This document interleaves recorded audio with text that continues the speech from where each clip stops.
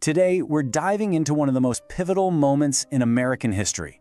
But we're not just going to retell the story you think you know.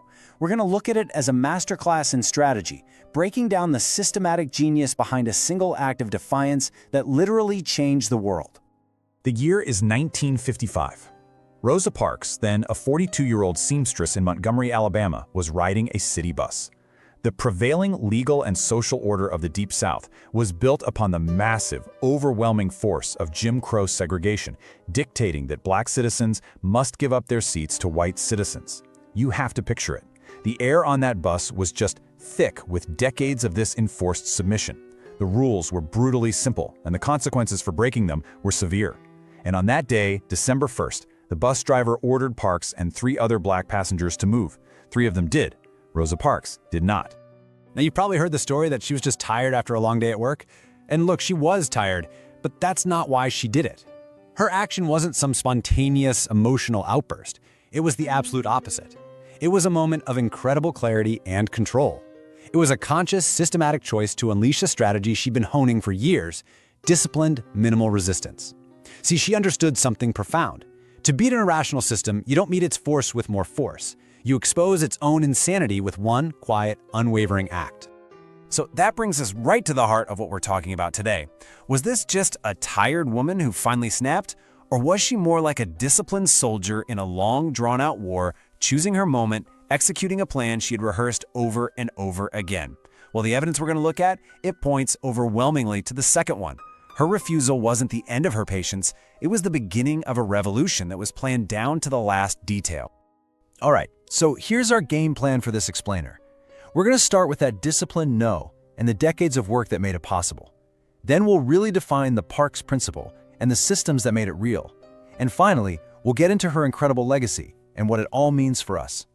So to really feel the weight of her no, you have to get that it wasn't born in that one moment on the bus. No way. It was forged over decades. It was the inevitable result of a life spent doing methodical, patient, and, let's be honest, incredibly dangerous work. Just look at this timeline. This isn't a random series of events. It's practically a curriculum for a revolutionary. Her early years in the South gave her that deep awareness of injustice, for sure. But her work as the NAACP secretary, that was transformative. She wasn't just taking minutes in meetings, she was meticulously documenting the absolute worst cases of violence and discrimination, building this ironclad organizational discipline. And then you have the voter registration drives, just this slow, grinding, dangerous work, chipping away at a system built to keep people powerless. And here's the kicker. Just months before her arrest, she trained at the Highlander Folk School. This place was basically a laboratory for nonviolent resistance, where activists planned and practiced for the exact kind of confrontation she was about to face. So the most important thing to understand is this. Her refusal to move wasn't the start of her fight. It was the culmination. It was the logical conclusion of a life lived in disciplined readiness. She had the organizational smarts from the NAACP, the street-level experience from the voter drives, and the specific strategic training from Highlander. She wasn't just ready, she was prepared. She was the perfect person at the perfect time with the perfect training to execute the plan flawlessly. And all of this deep preparation, it led to something truly brilliant, a strategic framework. This wasn't just a vague feeling or a nice idea, it was a systematic philosophy for forcing change.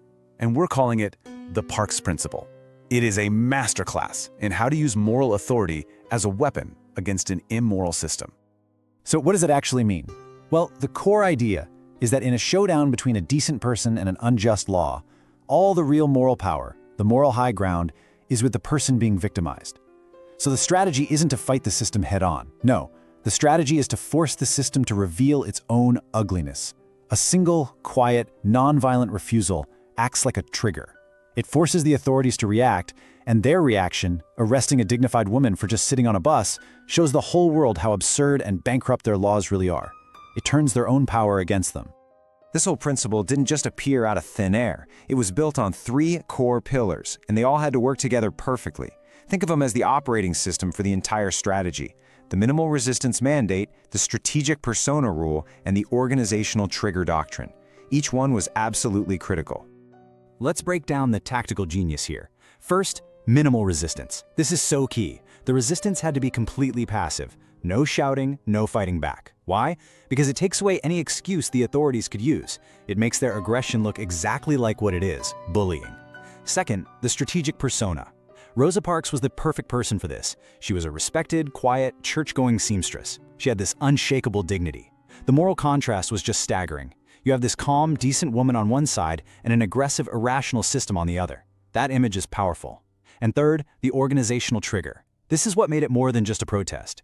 Her refusal was planned to be the legal trigger for the Montgomery bus boycott they've been organizing for years. Her arrest wasn't the crisis, it was the signal to launch the solution. Okay, so having a brilliant strategy is one thing. But how do you actually execute it when you're under immense pressure, with the very real threat of violence hanging over you? You need systems. And Parks had two powerful systems working in tandem, one for her own internal conditioning and one for external organization. So she was basically preparing on two fronts at the same time. Internally, you could call it nonviolence conditioning. At those Highlander workshops, she literally role-played these confrontations. Activists would practice staying calm while people screamed in their faces, while they were being threatened. The goal was to make composure automatic, to make discipline silence an instinct. And then, externally, she was part of this organizational synchronization loop. As the NAACP secretary, she was a communications hub. She knew who to call, what the plan was, where the resources were. The goal here was to make sure that the second she was arrested, the whole boycott machine, the phone trees, the carpools, everything could roar to life instantly. And you see, these two systems were totally connected. Her internal readiness meant she could play her part perfectly, providing that clean, undeniable trigger. And the external readiness meant that her trigger would launch not just a protest, but a massive, self-sustaining movement that could last for the long haul. That's how one small, quiet act gets amplified into an event that changes history.